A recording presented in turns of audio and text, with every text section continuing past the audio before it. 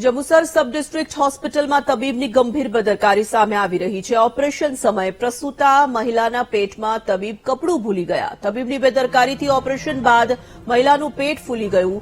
અન્ય તબીબ પાસે સોનોગ્રાફી કરાવતા સમગ્ર મામલો સામે આવ્યો। મહિલાનું ફરી એક વખત ઓપરેશન કરવામાં આવ્યું અને ઓપરેશન કરીને કપડું બહાર કાઢવામાં આવ્યું।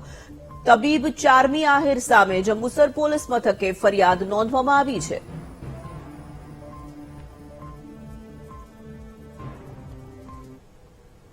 બની છે તમારી સાથે? મારા પેટમાં કપડું રહી ગયું હતું। કઈ હોસ્પિટલમાં? કોટેજ હોસ્પિટલમાં। ડોક્ટરનું નામ શું હતું? ડોક્ટર ચારમી આહિલ। તો એની સામે શું એક્શન લીધી છે તમે?